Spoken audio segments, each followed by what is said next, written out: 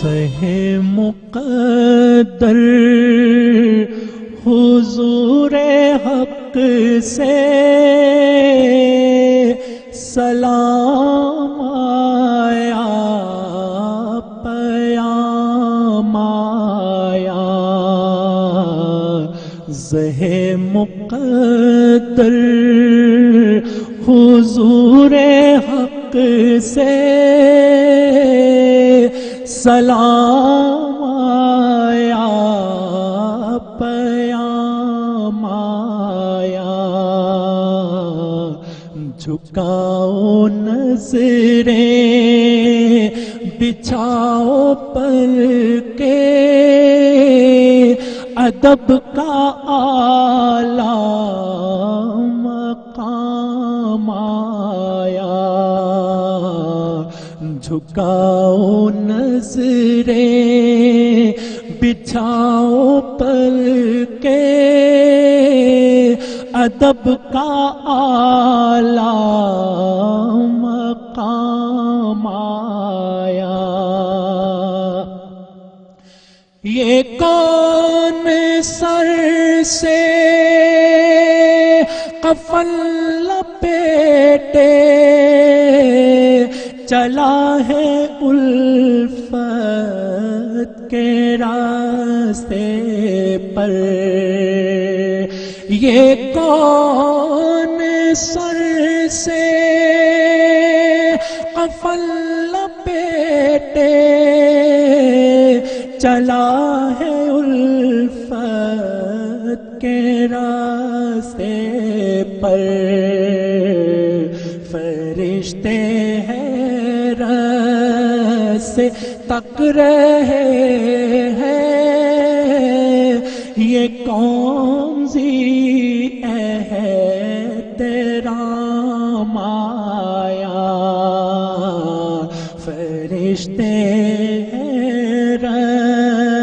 سے تک رہے ہیں، یہ کون سی احترام آیا،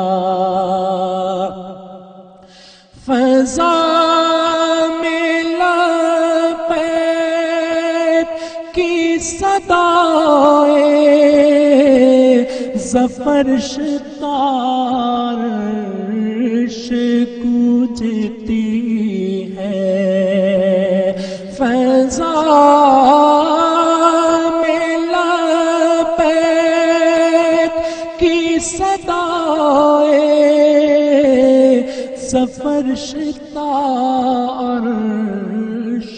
گونجتی ہے، ہر ایک قربان ہو رہا ہے، زباں پہ یہ کس کا نام آیا،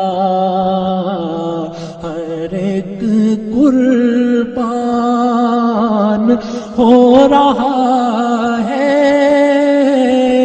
زباں پہ یہ کس کا نام آیا، یہ راہ حق ہے سنبھل کے چلنا، یہاں ہے منزل قدم قدم پر، یہ راہ حق ہے سنبھل کے چلنا، یہاں ہے منزل قدم قدم پر، پہنچنا در پر تو کہنا آقا سلام لیجئے غلام آیا، پہنچنا در پر تو کہنا آقا سلام لیجئے غلام آیا، یہ کہنا آقا بہت سے عاشق تڑپتے سے چھوڑ آیا ہوں میں، یہ کہنا آقا بہت سے عاشق تڑپتے سے چھوڑ آیا ہوں میں، بلاوے کے منتظر ہے لیکن نہ صبح آیا نہ شام آیا، بلاوے کے منتظر ہے لیکن نہ صبح آیا نہ شام آیا، جھکاؤ نظریں بچھاؤ پل کے ادب کا اعلیٰ مقام آیا، زہے مقدر رمضان کریم رمضان کریم صدق اللہ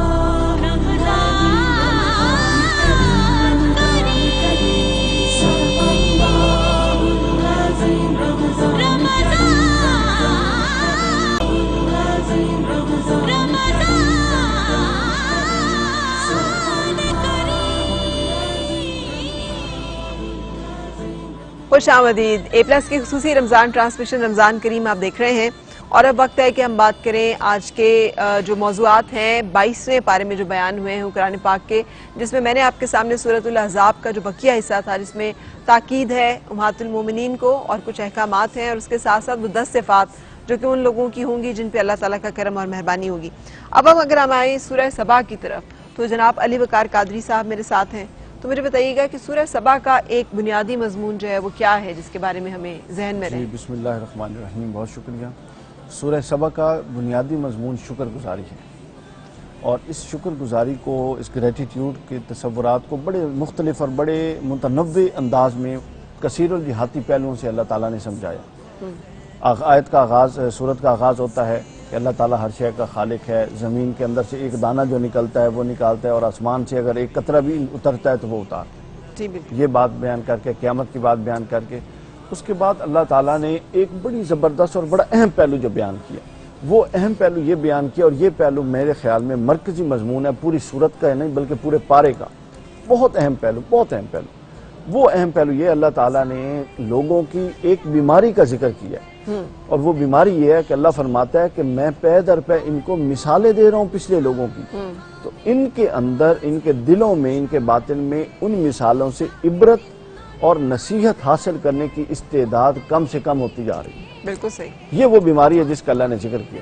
اور یہ میں نے بھی جو واقعہ سنا ہے پورا مختصراً بنی اسرائیل کی تاریخ، کہ کیسے ایک پوری قوم کو اللہ تعالیٰ نے پھر اس کے بعد چھوڑ کر پھر عرب کا خطہ جو ہے اس کی طرف نظر ہوتی ہے، اور یہاں بعثت ہوتی ہے بنی اسماعیل میں سے رسول پاک صلی اللہ علیہ وسلم کی پورا پے در پے مہلتیں ہیں بنی اسرائیل کے لیے۔ اس سے بڑی کیا اللہ کی وحدانیت کی اور اللہ کے رب ہونے کی دلیل ہے کہ ان کے لیے دسترخوان آسمان سے اترتے تھے، جہاں وہ چاہتے تھے بادل ہوتے تھے۔ حضرت موسیٰ کو کہتے تھے جی ایک چشمے سے نہیں پیئیں گے، 12 چشمے ہو جاتے تھے، ادھر نہیں، جو وہ کہتے تھے اللہ نے کیا، یعنی اللہ تعالیٰ حجت تمام کرتے ہیں، اس کے بعد پھر عذاب ہوتا ہے۔ اس صورت میں جو بنیادی مضمون ہے وہ یہ ہے کہ ان امتوں اور وہ لوگ کبھی کامیاب نہیں ہوتے، اور وہ لوگ ناکام ہوتے ہیں جو ماں قبل بیان کردہ واقعات سے عبرت اور نصیحت حاصل کرنے کی استعداد اپنے اندر کم کر دیتے ہیں، اور وقتاً فوقتاً ایک ایسا وقت آتا ہے کہ ان کے سامنے جتنا بڑے سے بڑا واقعہ بیان کریں، اس کے اندر جو عبرت کا سامان ہے وہ اس کو ایک معمولی واقعہ سمجھ کے گزر جاتا ہے۔ بالکل صحیح، ہمیں اپنے آپ کو دیکھنا چاہیے، ہم دن رات قرآن کے ایسے ایسے واقعات، پتھر پڑے، بستیاں الٹ دی گئیں، جبرائیل علیہ السلام نے پر مار کے الٹ دی، تباہی اور بربادی، اللہ کی ناراضگی، اور مطلب ڈیڈ سی، اور کیا کچھ سنتے اور پڑھتے ہیں۔ کیا ہم اس سطح کا اس کے اندر سے وہ نصیحت حاصل کرتے ہیں اور ہماری شخصیتوں پر وہ اثر ہوتا ہے یا نہیں ہوتا؟ یہ پہلا پیغام۔ دوسرا پیغام اس کے اندر ہے اللہ تعالیٰ نے سلطنت، نعمتوں اور اس پہلو کو مد نظر رکھا ہے۔ اللہ نے حضرت داؤد علیہ السلام، حضرت سلیمان علیہ السلام کی سلطنت کا بیان کر کے اللہ نے ایک بڑا تصور واضح کر دیا کہ سلطنت، نعمتیں، آسائشیں، سہولیات بری شے نہیں ہیں۔ اللہ نے کہا دیکھو میں نے داؤد کو بھی سلطنت دی، میں نے سلیمان کو تصرفات دیے، اس کے باوجود 3 خصوصیات گنوائیں، یہ بڑی خوبصورت ہے۔ اللہ نے کہا نہ وہ متکبر ہوئے، نہ وہ ناشکرے ہوئے ہیں، اور نہ انہوں نے اللہ کی عاجزی کو ترک کیا۔ ٹھیک، یعنی اگر نعمتوں کے باوجود بندہ عاجزی کے ساتھ، شکر گزاری کے ساتھ چلتا رہے تو وہ ایک اچھی ہے، وہ سب سے اچھی بات ہے، اس میں کوئی ایسی بات نہیں۔ اور اس کے پیرلل ایک اور تصور بیان کر دیا، اس میں کہا کہ اگر نعمت، اب ملک سوا کی ساری بات کر دی کہ اگر نعمت، تصرفات اور طاقت کی بنیاد پہ کوئی متکبر ہو جائے، کوئی خود اس کو اپنے آپ کو مالک سمجھنے لگے اور یہ سمجھے کہ میں نے ہی سارا کچھ کیا ہے، تو پھر اللہ فرماتا ہے کہ وہی چیز جو ان کے لیے فائدہ مند تھی ان کے لیے تباہی اور بربادی ہو جائے گی۔ بالکل۔ یہاں پر ایک اولیاء کرام میں سے ایک اللہ کے ولی کا قول بڑا اہم ہوگا، وہ بتاتے ہیں کہ کوشش، ہر چیز کو اپنی کوشش قرار دینا یہ تکبر ہے، نتائج کو اپنی کوشش قرار دینا یہ تکبر ہے، اور کوشش کر کے توکل نہ کرنا اور محض کوشش کو ہی سارا کچھ سمجھنا یہ تکبر ہے، اور ہر وقت دعائیں کرتے رہنا اور کوشش کی طرف نہ جانا، اسباب بروئے کار نہ آنا، یہ بے وقوفی اور نادانی۔ اچھا، اس میں نکاح، عدت، طلاق کے معاملات بھی ڈسکس ہوئے۔ میں نے جو واقعہ سنا ہے حضرت یحییٰ علیہ السلام کا، وہ بھی ایک نکاح کی حرمت سے متعلق ہے۔ ہمارے یہاں بہت لائٹ لیتے ہیں اس چیز کو، یعنی طلاق دے دی ہے تو اس کے بعد آپ نے طلاق کو بحسن طریقے سے کیا یا نہیں کیا، اس کے بعد اگر آپ پہ حرام ہے تو حرام ہے، آپ نہیں کر سکتے۔ بہت سارے لوگ کہتے ہیں نہیں کسی کو کیا پتہ ہے، تو آپ تو اسی طرح سے، یعنی اللہ تعالیٰ کی حدود کی خلاف ورزی قرآن پاک بھی صراحت سے بیان کر رہا ہے، اللہ کے نبی بھی اس پہ تکرار کر رہے ہیں، اسی کی تکذیب میں انہیں شہید کرتے ہیں اور اسی کے پھر وبال میں ان کے اوپر عذاب آتا ہے۔ کتنے ایسے اعمال ہیں، اعمال بد ہیں جن پر اللہ نے حدود اللہ کا اطلاق کیا، یعنی علماء کہتے ہیں، امام صاحبی نے لکھا ہے کہ حدود اللہ ایکسٹریم چیزیں ہیں کہ جس کی نافرمانی اللہ تعالیٰ قطعاً برداشت نہیں کرتا، اس میں اللہ تعالیٰ کی اپنی توحید ہے، اس میں قرآن کا عقیدہ ہے، اس میں عقیدہ آخرت ہے، اس میں عقیدہ رسالت ہے، اس میں پھر یہ جو احکامات ہیں، کم معاشرتی احکام ہیں، ان میں سے ایک یہ ہے کہ جب تم کسی کے ساتھ نکاح کرو پوری شرائط کے ساتھ اور طلاق دو تو پوری شرائط کے ساتھ، اور اگر اس طرح کا معاملہ جو آپ نے بیان کیا ہو تو اس کی نافرمانی یہ کوئی معمولی بات نہیں ہے، 4 دیواری کی بات، آپ دن رات ایک ایسے عمل کا مرتکب ہو رہے ہیں کہ وہ ایک عمل ایک دفعہ سوچ کے بندے کے رونگٹے کھڑے ہو جائیں۔ بالکل۔ تو آپ، اچھا ایک تو یہ کہ عمل بد، دوسرا پھر اس کو جائز سمجھ کے کرنا، تو گویا کہ اللہ تعالیٰ کے خلاف اور اللہ کے احکام کے خلاف اعلان جنگ ہے۔ ہمارے معاشرے میں کوئی اس کا لحاظ نہیں رکھا جاتا، اور مزے کی بات یہ ہے اور افسوس کی بلکہ بات یہ ہے کہ جو 2 فریقین ہوتے ہیں انہوں نے تو کیا، اوپر سے جو لوگ ہوتے ہیں وہ بھی یہی کہتے ہیں یار گھر تو بچ گیا نا، جو بھی ہے چلو انہوں نے ذاتی گل ہے۔ تو جتنے بندے ایسے فعل بد میں انوالو ہوتے ہیں وہ سارے اللہ کی بارگاہ میں جواب دہ ہیں۔ اس لیے کہا جاتا ہے کہ ایسا کوئی معاملہ ہو تو کسی سے مشورہ نہ لیں، بلکہ مستند عالم دین سے تحریری طور پہ لیں اور اس کو اپنے پاس رکھیں، تب جا کے آپ بری ذمہ ہوتی ہیں۔ یہاں تو اللہ کا نبی کہہ رہا تھا کہ ہو ہی نہیں سکتا، اس کے باوجود انہوں نے کر بھی لیا، اور اس کے بدلے میں جو اپنے اوپر وبال لیا، ایک نبی کا خون اپنے گلے میں ڈال لیا۔ بالکل صحیح۔ اچھا، ایک واقعہ بھی بیان ہوا ہے رسول پاک صلی اللہ علیہ وسلم کی زندگی میں سے، حضرت زید جو کہ ان کے منہ بولے بیٹے بھی ہیں، اور ان کے پھر نکاح ہوتا ہے رسول پاک صلی اللہ علیہ وسلم کی پھوپھی زاد بہن جو تھی حضرت زینب سے، اور یہ عربی النسل ہے حضرت زید، لیکن بچپن میں کسی نے پکڑ لیا اور اس کے بعد غلام بنا لیے گئے، اور آپ کے پاس غلام کی حیثیت میں آپ آزاد کر کے اپنا متنبع بنا لیتے ہیں ان کو، لیکن وہاں پہ نکاح کی وہ جو حرمت کہ نکاح جو ہے وہ کہاں ہو سکتا ہے، کیا نہیں ہو سکتا، ہمارے لیے کیا لیسن ہے؟ متبنہ بنا لیا ان کو۔ ہوا یہ عرب میں معروف تھا کہ جو منہ بولا بیٹا ہوتا تھا اس کو من و ان جو سلبی بیٹا ہے وہ والے معاملات ہوتے، یعنی جو سلبی بیٹے پر جو محرمات ہیں وہ منہ بولے پر، لیکن یہ اللہ کا قانون نہیں تھا۔ تو اللہ نے ہر ایسی چیز جو معاشرے میں چل رہی تھی، جو حضرت ابراہیم علیہ السلام سے چلا تھا، جو صحیح چیزیں تھیں ان کو حضور کے ذریعے جاری کروا دیا، ٹھیک، اور جو غلط چیزیں در آئی تھی، درمیان میں آ گئی تھی، ان پر رکاوٹ بنے۔ حالانکہ اس پر تان ہوئی، تشنیع ہوئی، کیا حاجت تھی نکاح کرنے کی، حکم بھی تو دیا جا سکتا تھا، لیکن اللہ کا امر ہے کہ وہ باطل کو کس طریقے سے اپنے نبیوں کے ذریعے ختم کرواتا ہے۔ تو اللہ کا حکم تھا کہ حضرت زید کا اور حضرت زینب کا آپس میں معاملات خراب ہوئے، وہ ان کا اپنا مسئلہ تھا، لڑائی ہوئی، طلاق ہو گئی، ختم ہو گیا، تو اللہ تعالیٰ نے فرمایا کہ اے محبوب چونکہ عرب معاشرے میں یہ روایت ہے. میں چاہتا ہوں کہ یہ روایت آپ اپنے دست مبارک سے اس کو اپنے قدموں کے نیچے کچلیں. تو حضرت زینب کے ساتھ نکاح کر لیا اور بہت سارے اس پر اعتراضات ہوئے، مگر حضور نے فرمایا کہ میں اللہ کے امر کا تابع ہوں، میں کسی کی باتوں کا پابند نہیں ہوں کہ کون کیا کہتا ہے. جو اللہ نے کہا، اور پھر اللہ نے ان کے ذریعے یہ سارے کے سارے معاملات رفع اور دفع کروا دیے. اب یہ بھی معاشرت کا ایک پہلو ہے نا، بہت اہم، جسے ہم گھریلو زندگی کہتے ہیں یا معاشرے کی زندگی کہتے ہیں. کتنے چھوٹے چھوٹے پوائنٹس کے ساتھ اللہ تعالیٰ جو ہے اس سورہ مبارکہ میں جو سبا ہے، ایک طرف طاقت و اختیار و اقتدار کی مظاہر قدرت کی بات ہو رہی ہے، بادلوں کے چلنے، بامی کے برسنے اور سورج کے نکلنے، اور ایک طرف طاقت کی بات ہو رہی ہے کہ ملک سبا والے کون تھے، اور حضرت سلیمان علیہ السلام، حضرت داؤد علیہ السلام کے قصے بیان ہو رہے ہیں، اور ساتھ ہی قصہ بیان ہو رہا ہے کہ یعنی پوری نظام کائنات جو ہے وہ نظام گھر جو ہے، کسی بھی گھر کی جو اکائی ہے اس سے الگ نہیں ہے. اگر آپ ایک گھر کے اندر عدل انصاف اور اللہ کا حکم جو ہے اس کو نہیں قائم کر سکتے تو آپ نے دنیا میں کیا کرنا ہے؟ تو گھر ایک چھوٹی ریاست ہے نا ایک طرح کی. تو اگر گھر کے اندر جو سربراہ ہے وہ پورے طریقے سے اللہ کے احکام کو نافذ کرے اور کرنے میں کامیاب ہو جائے، تو پھر اسی گھر سے کئی گھر مل کے معاشرہ بناتے ہیں، اور پھر وہی معاشرے مل کے ریاستیں بناتی ہیں، اور وہی ریاستیں مل کے دنیا، اور یہ نظام بنتا ہے. تو اگر نیچے سے اللہ کے احکام کی پیروی ہو، ہمارا اصل میں پرابلم یہ، ہم یہ چاہتے ہیں، ہم انتظار میں ہیں کہ کوئی دوسرا کرے تو پھر ہم کر دیں گے. تو ہمیں آغاز تو خود سے کرنا چاہیے. بالکل. 3 اور ایسے لوگوں کا ذکر ہوا ہے، 3 مسلمانوں کے گروہوں کا ذکر ہے. ایک وہ جن کی نیکیاں برابر ہیں، ایک وہ جن کی نیکیاں بڑی ہوئی ہیں، ایک وہ کہ جن کی نیکیاں جو ہیں وہ کم ہیں اور گناہ زیادہ ہیں. اس کے بارے میں بتائیے گا یہ کلاسیفیکیشن کیسے ہے؟ بنیادی طور پہ 3 طبقات ہیں. ایک طبقہ تو واضح ہے، 2 طبقے تو واضح ہیں. ایک وہ طبقہ جس کی نیکیاں زیادہ ہیں، وہ تو اہل الجنہ، اور وہ طبقہ جن کی نیکیاں کم ہیں، ٹھیک ہے، گناہ زیادہ ہیں. اگر وہ مومن ہیں، مسلمان ہیں، تو پھر وہ جہنم میں جائیں گے، اپنے حصے کی سزا کاٹ کے پھر جنت میں آ جائیں گے. اور اگر وہ جو جن کی نیکیاں کم ہیں وہ اہل کفر، اہل شرک میں سے ہیں، پھر وہ مستقل جہنم، خالدین فیہا ابدا، ہمیشہ جہنم میں رہیں گے، باہر نہیں آئیں گے. اب جو تیسرا طبقہ ہے جس کی نیکیاں اور گناہ برابر ہیں، وہ ایک تیسرا مقام ہے آراف، جس سے سورہ آراف میں ذکر ہے. وہ جنت اور دوزخ کے درمیان میں ہے.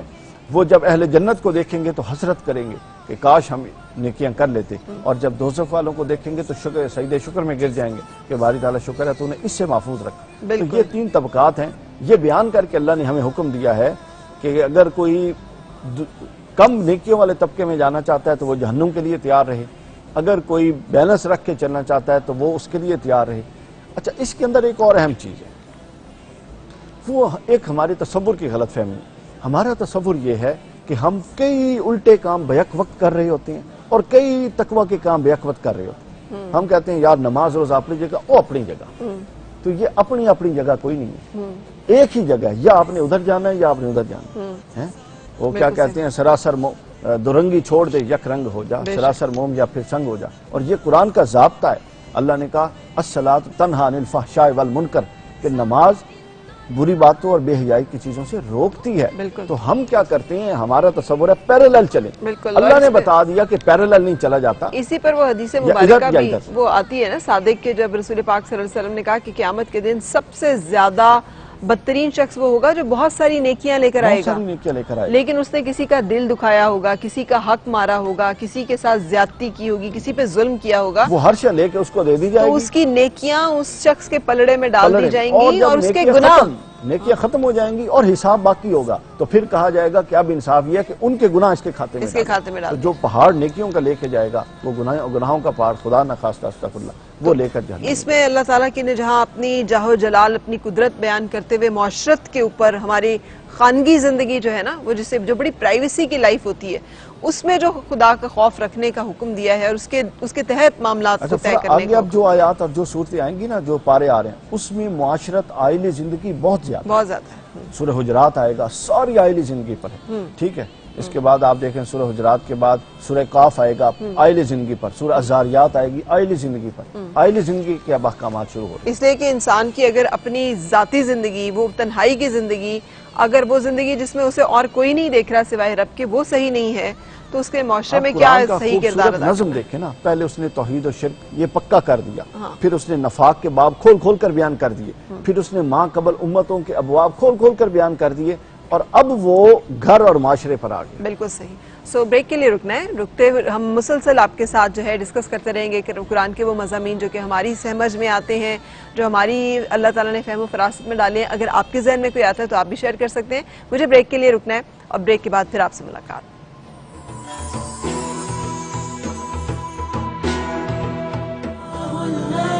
رمضان کریم رمضان کریم صدق اللہ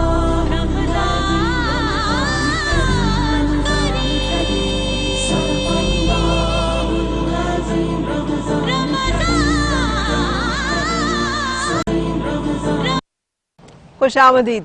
آپ نے ابھی ٹرانسپیرنٹ ہینڈز کے بارے میں یہ ڈاکیومنٹری دیکھی ہے, مجھے بہت ہی اچھا لگا. آج کل دنیا کو کہتے ہیں گلوبل ولیج, ہم کہتے ہیں کہ ہم ایج آف انفارمیشن میں رہ رہے ہیں, ڈیجیٹل ایج میں ہیں, جہاں پر ہم ایک دوسرے سے کہیں پر بھی ہوں کنیکٹ کر سکتے ہیں, رسائی کر سکتے ہیں, اس کی داد رسی کر سکتے ہیں.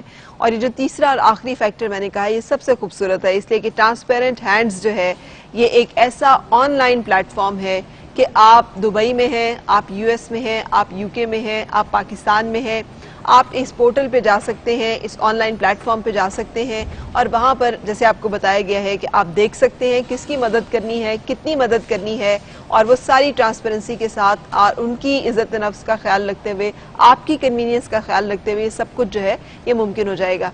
میں آپ کی ملاقات بھی کروانے جا رہی ہوں اسی مناسبت سے خواجہ احمد صاحب, وائس پریزیڈنٹ ہیں ٹرانسپیرنٹ ہینڈز کے. السلام علیکم. وعلیکم السلام جی. اور ماشاءاللہ سے 25,000 سے زیادہ لوگوں کی ابھی تک آپ کامیاب سرجریز کروا چکے ہیں. 25,000 سے زائد کا علاج کروا چکے ہیں. اوکے, اس میں علاج کی سہولت الگ ہے, سرجریز کی سہولت الگ. میڈیکل کیمپس بھی ہیں, میڈیکل کیمپس سے بھی تقریباً 22-23,000 لوگ وہاں سے ہم نے علاج کیا ہے.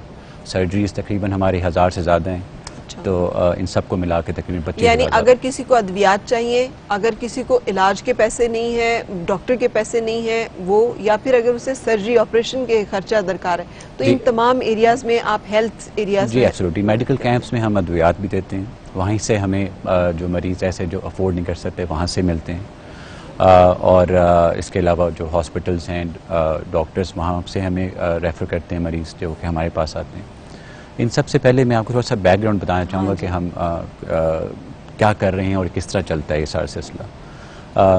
پہلے تو A+ کا بہت شکریہ کہ ہمیں موقع ملا ٹرانسپیرنٹ ہینڈز یہاں کے اپنے بارے میں بتا سکے. ٹرانسپیرنٹ ہینڈز پاکستان میں شعبہ صحت کا سب سے بڑا آن لائن پلیٹ فارم. اب آن لائن پلیٹ فارم کیا چیز ہے؟ پلیٹ فارم سے ہمارے ذہن میں ایک ریلوے اسٹیشن کا پلیٹ فارم آتا ہے جو کہ بالکل کریکٹ چیز ہے. پلیٹ فارم وہ جگہ ہے جہاں پر مختلف لوگ اکٹھے ہوتے ہیں اور اپنے کسی ایک مقصد پہ کام کرتے ہیں. اب اس کی اگزامپل اگر آن لائن پلیٹ فارم بھی لینا چاہیں تو آپ دیکھ سکتے ہیں جیسے اوبر ہے, کریم ہے. ادھر ایک شخص ہے جس کو ضرورت ہے ایک جگہ سے دوسری جگہ جانے کی, اور دوسری جگہ پہ ایک شخص ہے جس کے پاس گاڑی ہے یا موٹر بائک ہے اور اس کے پاس کام نہیں ہے. وہ ایک پلیٹ فارم پہ اکٹھے ہوتے ہیں اور ایک دوسرے کی ہیلپ آؤٹ کرتے ہیں. اسی طرح ٹرانسپیرنٹ ہینڈز نے صحت کے شعبے میں ایک پلیٹ فارم بنایا جس میں 3 مختلف لوگ شامل ہوتے ہیں. ایک مریض جس کو علاج کی یا آپریشن کی ضرورت ہے لیکن اس کے پاس پیسے نہیں ہیں. دوسرا ہاسپٹلس, پرائیویٹ ہاسپٹلس جن کے پاس جگہ ہے, ڈاکٹرز ہیں, مشینری ہے, لیکن ان کو مریضوں کی ضرورت ہے. اور تیسرا جو سب سے بڑا فیکٹر ہے وہ ڈونرز ہیں. دنیا بھر میں ڈونرز اویلیبل ہیں جو کہ دینا چاہتے ہیں, ہیلپ آؤٹ کرنا چاہتے ہیں. اب ان تینوں کو ہمارے پلیٹ فارم پہ آنے کا کیا فائدہ ہے, وہ کیوں ہمارے پلیٹ فارم پہ آئیں گے؟ وہ سب سے بڑی چیز اعتماد ہے. مریض کو اعتماد ہے کہ اس کا علاج مفت ہوگا, اس سے 1 روپیہ بھی نہیں لیا جائے گا. ہاسپٹلس کو ہمارے اوپر اعتماد ہے جو پرائیویٹ ہاسپٹلس ہیں کہ ان کو مریض ملیں گے اور ان کو ایگریمنٹ کے مطابق ان کے ٹائم پر ان کو پیمنٹ ہوگی. اور سب سے بڑا ٹرسٹ اور اعتماد کا فیکٹر جو ہے وہ ہمارے ڈونرز کی طرف سے ہے. اور ڈونرز کیوں ہم پہ اعتماد کرتے ہیں؟ 2 چیزوں سے. نمبر 1 چیز یہ کہ ہم جو مریض ہے اس کی تحقیق کرتے ہیں کہ آیا کیا اس کی آمدن اتنی ہے کہ وہ یہ افورڈ نہیں کر سکتا. سب سے بڑا ایک ڈونر کے ذہن میں یہی آتا ہے کہ میرے جو پیسے لگ رہے ہیں وہ صحیح جگہ پر لگ رہے ہیں. اس کی باقاعدہ تحقیق ہماری ہوتی ہے, ہمارا پیشنٹ ڈپارٹمنٹ ہے جو یہ کرتا ہے. دوسری فزیکل ویریفیکیشن کہ آیا کیا اس کو علاج کی ضرورت ہے.